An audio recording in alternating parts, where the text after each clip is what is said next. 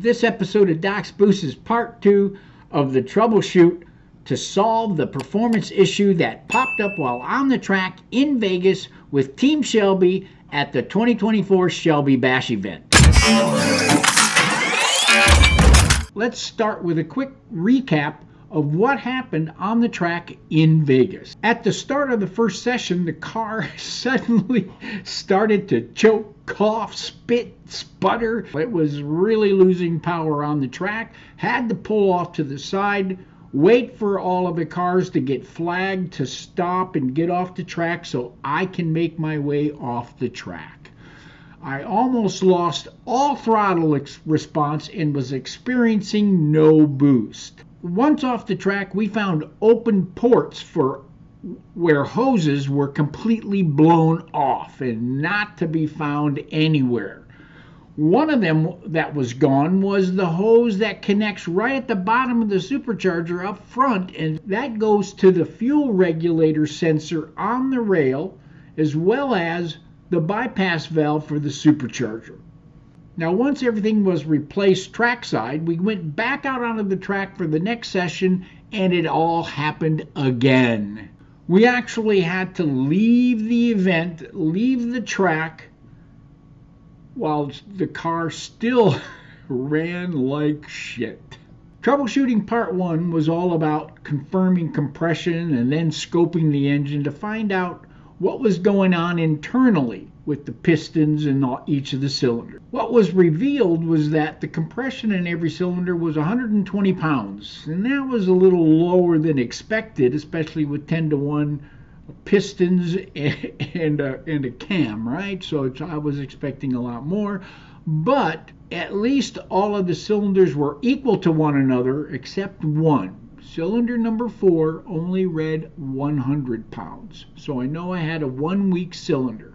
Now, scoping the engine found even more troublesome information. What I saw in those pictures were oil actually flowing down the cylinder walls, and if I watched long enough, it would flow across the top of the pistons, and the pistons definitely looked like it was burning some oil, which it was. And I was also experiencing some blow-by issues, so that really explained all of that. Why did that happen? Well, because the rings never seated. This new build that happened about a year or so ago, about 4,000 or 5,000 miles ago, the rings never sealed. Why the rings never sealed? I do have an educated guess on what happened, but I'm not ready to confirm that just yet. So I knew I had to go in and fix all of that blow-by, the engine oil thing and the weak cylinder thing, eventually,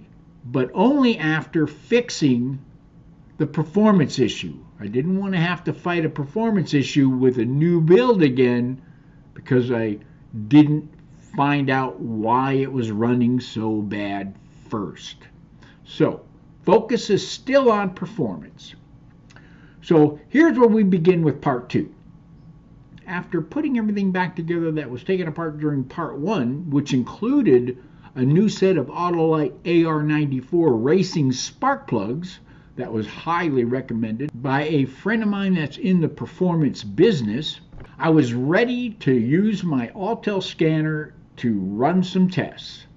Now, there was tests run with the engine off and tests run with the engine on. Before I ran the scanner, I also hooked up my smoke leak detector equipment and confirmed in my mind that there were no vacuum leaks, no fuel leaks, and no vapor leaks anywhere in the systems.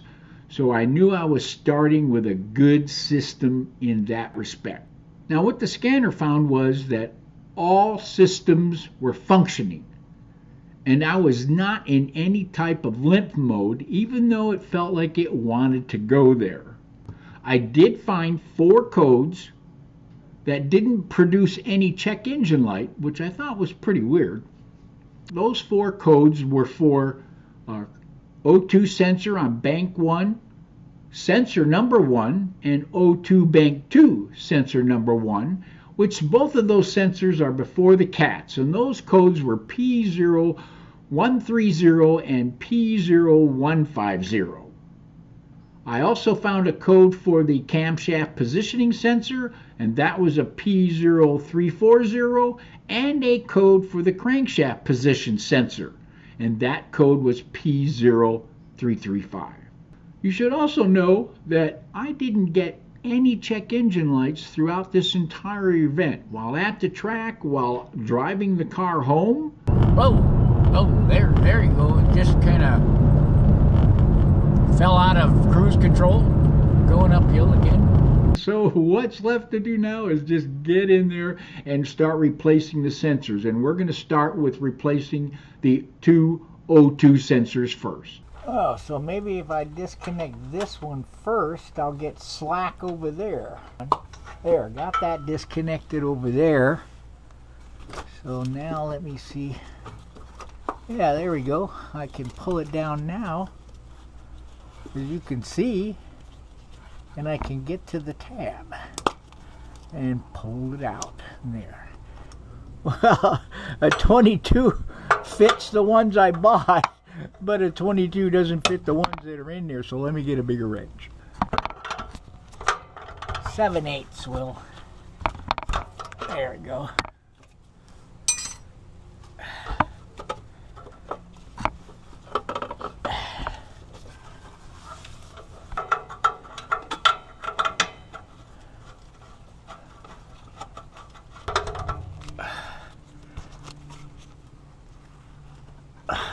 Okay, connected. So as you can see, we got both new O2 sensors in. Now let's do the camshaft position sensor. So we're going to do this guy first. Push down on the little tab, take the connector off. Looks like a 10 millimeter. Yeah, 10 millimeter. We'll go with a 10 millimeter first.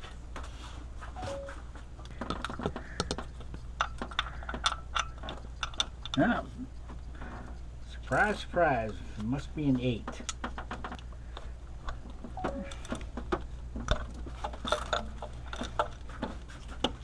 This 5.4 liter only has one, and it's on the left bank. The new one in.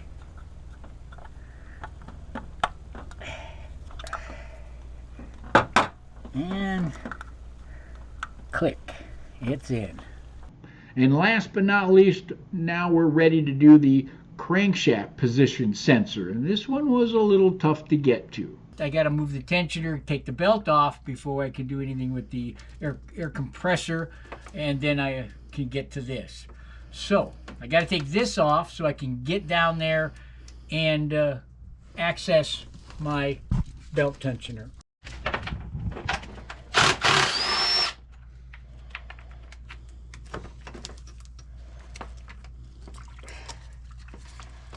Get this guy out of the way. You gotta get a ratchet in that square hole, and we'll be golden. Can you get that belt off?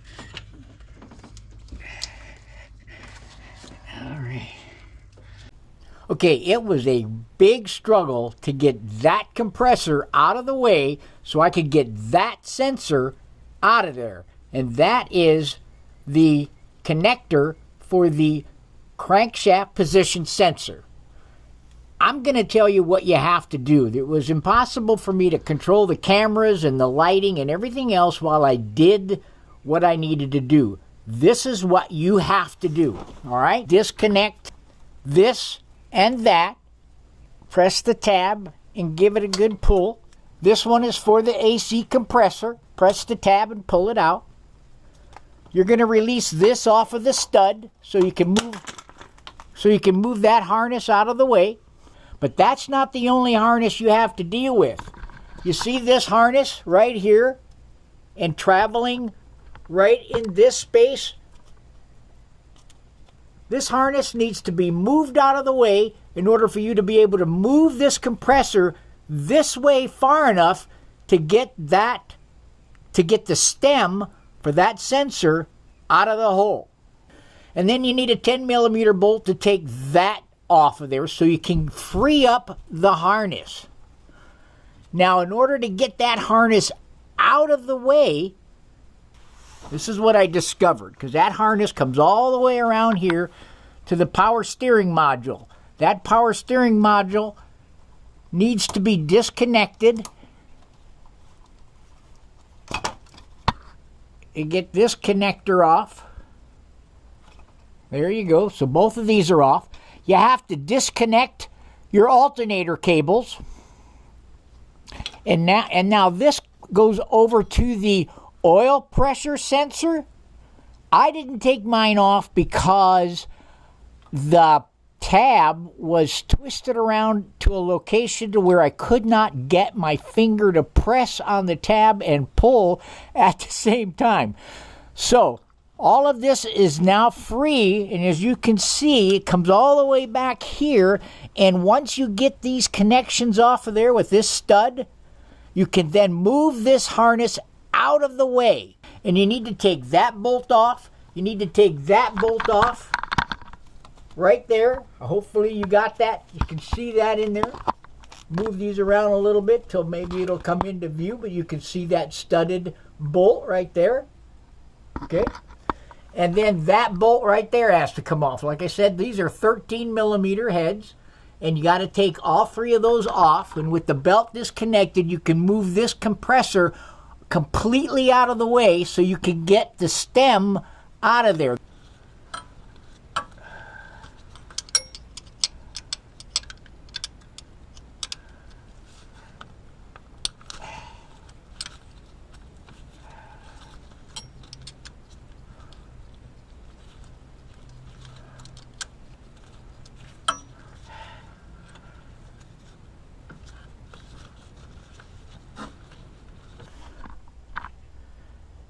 And you can slide that sensor out and put the sensor in. In order to successfully put these bolts in, I would highly recommend you put that one in first and run it down till the compressor is hanging off of that bolt.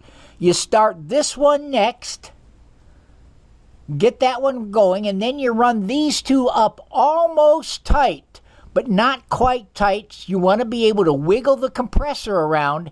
And then you go back there and get that one, and using a ratcheting box wrench, put that 13 millimeter around it with pressure up, and slowly use the wrench to get it started.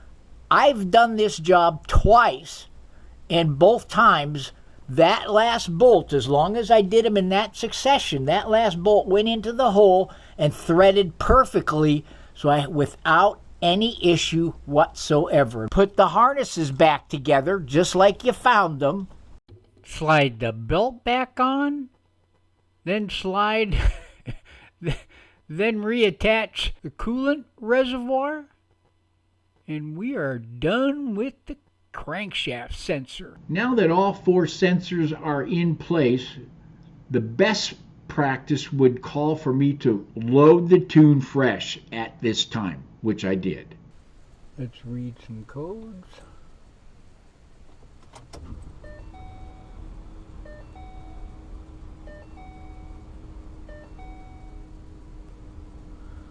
Expected to see the P0315 because we put in new sensors. Obviously we have to relearn, so that's no big surprise. I'm not sure if we can clear that code, to be honest with you. It says that it's cleared. Time to start it and let it warm up.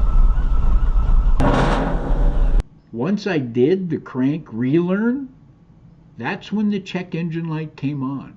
And the check engine light was for a code P0315. And no matter how many times I tried to redo the crank relearn, and every time it said it successfully did the crank relearn, the code just wouldn't go away, and the check engine light wouldn't go away either. So I knew something was up, and that was pretty weird. So that's where we are at the end of Troubleshoot Part 2. We replaced everything that the scanner told me to replace, and nothing helped. we're still at ground zero. What the hell is going on? While we get staged for part 3 of the troubleshoot, why don't you take a look at that video right down there? Click on that. It's all about doing burnouts with my Shelby and that 3.6 Kenny Bell sitting on top of it. It's a wild ass. It is definitely a wild ass fun video to watch. I'll see you there in a moment. Hey, and thanks for watching.